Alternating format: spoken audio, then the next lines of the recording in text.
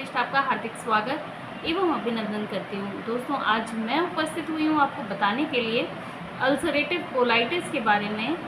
उसके कॉजेज़ क्या हैं, उसके सिम्टम्स क्या हैं, उसको कैसे ट्रीट किया जाता है और कैसे डायग्नोज होता है अल्सरेटिव कोलाइटिस, और किन बीमारियों से उसका जो है हम आयुर्वेद में कंपेयर कर सकते हैं, और आयुर्वेद में क्या कुछ ट्रीटमेंट है अल्सरेटिव कोलाइटिस का। तो दोस्तों, मैं आपसे एक छोटी सी रिक्वेस्ट करूंगी अपना वीडियो शुरू करने से पहले कि अगर अभी तक आपने मेरा चैनल सब्सक्राइब नहीं किया है तो फटाफट सब्सक्राइब बटन दबाइए, बेल आइकन को क्लिक करिए, जिससे कि फ्यूचर में मिलने वाले नोटिफिकेशंस आपको मिलते रहें। और कमेंट बॉक्स में कमेंट लिख के ज़रूर मेरी हौसला अफजाई करिए और मुझे ज़रूर जानकारी दीजिए कि आपको मेरा ये वीडियो कैसा लगा। तो दोस्तों, शुरू करते हैं। होता क्या है कि जो हमारी बड़ी आंत यानी कि लार्ज इंटेस्टाइन होती है, उसकी सुपरफिशियल लेयर जो होती है उसमें इन्फ्लेमेशन होने की जो प्रक्रिया होती है उसको हम अल्सरेटिव कोलाइटिस कहते हैं। क्रोनिक कंडीशन में ये इन्फ्लेमेशन इतना ज़्यादा डीप हो जाता है कि ये वहाँ पे अल्सर्स कॉज करने लगता है। इसकी शुरुआत कोलन से ना होकर रेक्टम यानी कि जो आंत का लास्ट वाला हिस्सा होता है वहाँ से शुरू होती है, और ये ऊपर की तरफ प्रोसीड करते हुए कई एक बार पूरी लार्ज इंटेस्टाइन को ही कवर करके वहाँ इन्फ्लेमेशन और अल्सर कॉज करती है। तो दोस्तों, ये तो था अल्सरेटिव कोलाइटिस।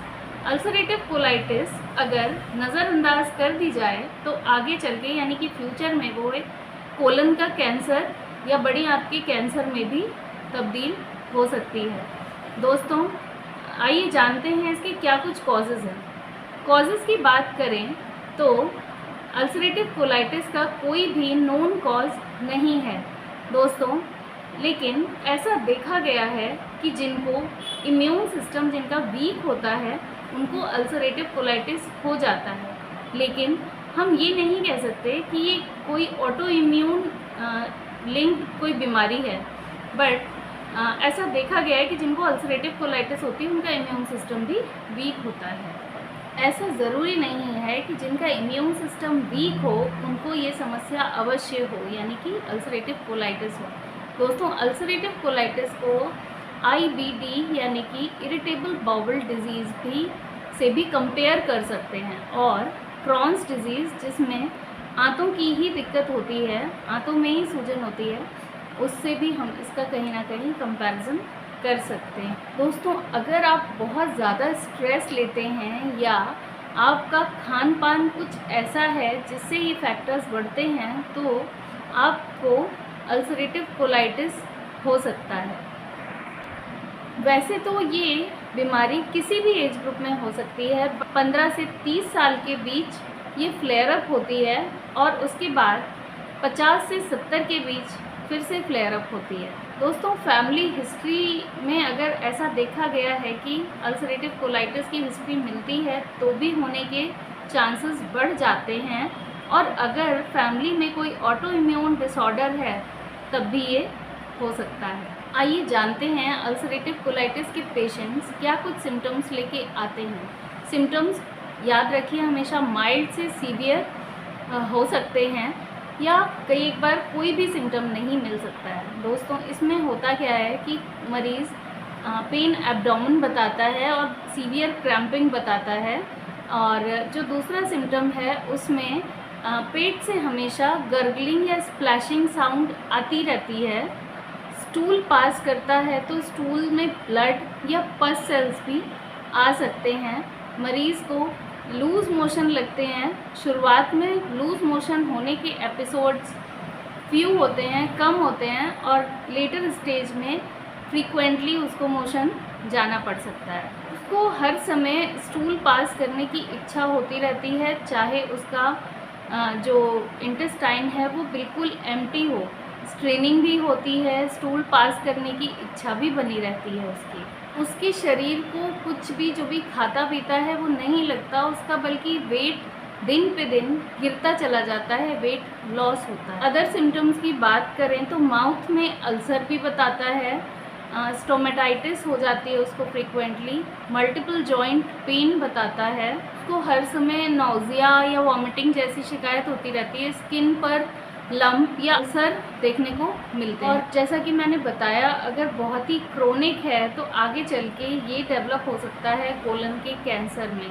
तो दोस्तों आइए चर्चा करते हैं कि वो क्या कुछ इन्वेस्टिगेशंस हैं जिसके थ्रू हम पता लगा सकते हैं कि वो बड़े आंत में सूजन है, यानी कि अल्सरेटिव कोलाइटिस है। करवा सकते हैं मरीज से colonoscopy with biopsy, barium enema उसको बोल सकते हैं कराने के लिए, CRP, ESR, CBC, ये बहुत ही जनरल इसके टेस्ट हैं। स्टूल लैक्टोफेरिन और CT स्कैन, MRI जैसे टेस्ट से हमें पता चल जाएगा कि मरीज़ किस स्टेज पर है। एंटीबॉडी टेस्ट भी होता है और MR एंट्रोग्राफी से भी पता लग जाता है कि मरीज़ को अल्सरेटिव कोलाइटिस है या नहीं। अब इसमें डाइट किस हिसाब की लेनी चाहिए जिससे कि मरीज़ को दिक्कत नहीं हो। मरीज़ को स्मॉल डाइट्स लेनी चाहिए और उसको पानी खूब सारा पीना चाहिए, उसको फाइबर फ्री डाइट लेनी चाहिए और उसको फैट फ्री डाइट, यानी कि खाने में स्पाइसेस, ऑयल्स, फ्राइड फूड्स ये सब अवॉइड करना चाहिए और बाज़ार में बनने वाले जो सॉसेस हैं वो भी अवॉइड करना चाहिए। अगर लैक्टोज इनटॉलरेंट है तो मिल्क प्रोडक्ट्स भी बंद करना चाहिए। दोस्तों स्ट्रेस इसको प्रोवोक करता है, इसलिए स्ट्रेस से बचें। आइए चर्चा करते हैं कि आयुर्वेद में इस बीमारी की तुलना किससे की गई है। जी हाँ दोस्तों, आयुर्वेद में अल्सरेटिव कोलाइटिस की तुलना रक्त अतिसार से की गई है। रक्त अतिसार में हमें मरीज़ को शीतल और ग्राही द्रव्य देने हैं और ऐसी औषधियाँ देनी हैं जो उसके अल्सर को हील करती हैं। दोस्तों क्योंकि एलोपैथ में कुछ एक दवाइयाँ हैं जो इन्फ्लेमेशन को दूर करती हैं, बट लेटर ऑन कोलोन जब उस पर्टिकुलर मेडिकेशन को रिस्पॉन्ड नहीं करती है तो सर्जरी के लिए जाना पड़ता है, और अगर आपको सर्जरी से बचना है तो आयुर्वेद को आपको अपनाना ही पड़ेगा।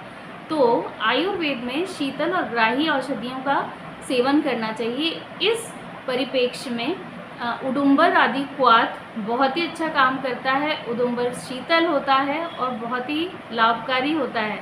इसमें लोत्र चूर्ण बहुत ही अच्छा काम करता है, नाग केसर चूर्ण बहुत अच्छा काम करता है। उस्ता मूल का कषाय ले सकते हैं। उस्ता पंचामृत रस का सेवन मरीज़ को कराइए, बहुत अच्छा और बहुत ही बढ़िया लाभ मिलता है।